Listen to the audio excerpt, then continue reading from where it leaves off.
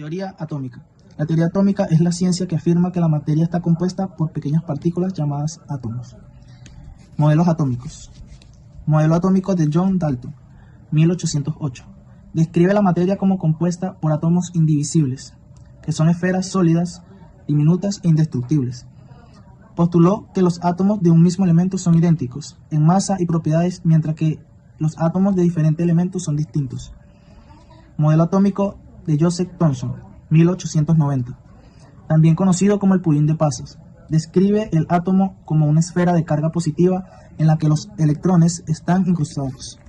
Modelo atómico de Rutherford, 1911. Describe el átomo con un núcleo central muy pequeño, denso y con carga positiva, donde se concentra casi toda su masa.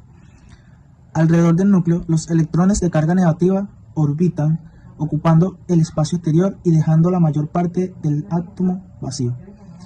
Modelo atómico de Bohr, 1913.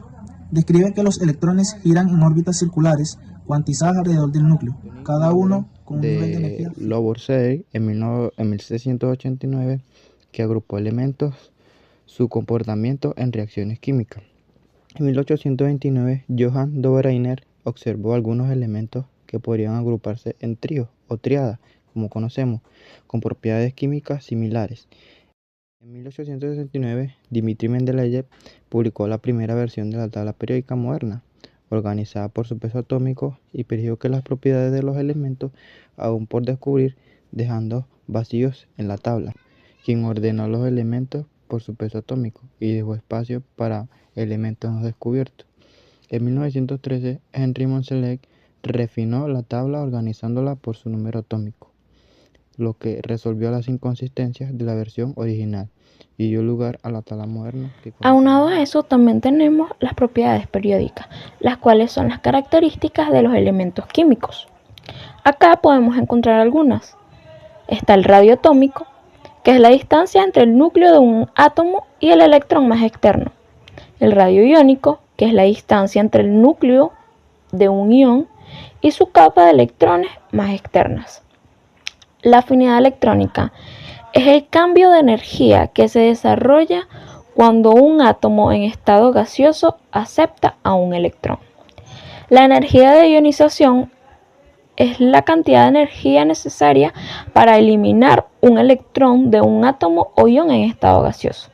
Y por último, la electronegatividad, la cual es la capacidad relativa de un átomo para atraer electrones de otro átomo. Asimismo, tenemos a los metales y los no metales, los cuales comparten características distintas. Como pueden observar en este cuadro comparativo, hablamos un poco sobre su estado físico, las apariencias, ductibilidad, la maleabilidad, conductividad, densidad e incluso las propiedades periódicas y reactivas. Los metales son sólidos a temperatura ambiente, su brillo lustroso, son resistentes, buenos conductores de energía y de calor, su densidad es alta, forman cationes y son reactivos. Los no metales son todo lo contrario, son opacos, frágiles, malos conductores de electricidad y de calor, forman aniones, no son reactivos y su densidad es baja. Aparte de eso, la mayoría de estos están en estado gaseoso, pero los podemos encontrar también como sólidos y líquidos.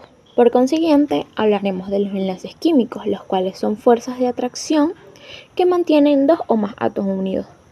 Estos se dividen en iónicos y covalentes. Los iónicos transfieren electrones de un átomo a otro y los covalentes comparten electrones de un átomo a otro. Los covalentes se dividen en simple, doble, triple y coordinados. Los simples comparten un solo par de electrones, los dobles comparten dos pares de electrones y los triples comparten tres pares de electrones. Los coordinados son donde ambos electrones del par compartido provienen de un solo átomo. La polaridad de ellos es la distribución desigual de los electrones compartidos entre dos átomos. Tenemos la polar y la no polar. La polar es la distribución desigual de electrones entre sus átomos y la no polar es la distribución uniforme de electrones, siendo estas moléculas simétricas y sin cargas ni polos. El momento dipolar. El momento dipolar es la magnitud vectorial que mide la distribución de cargas eléctricas opuestas en una molécula indicando su polaridad, a lo que nos lleva a las fuerzas intermoleculares, que son fuerzas de atracción entre moléculas que determinan propiedades físicas. Tenemos la Van der Waals, dipolo-dipolo y puentes de hidrógeno. Van der Waals es la fuerza electrostática entre moléculas neutras. Dipolo-dipolo ocurre entre moléculas polares que tienen un dipolo permanente. Y los puentes de hidrógeno ocurren cuando el hidrógeno está enlazado a un átomo muy electronegativo.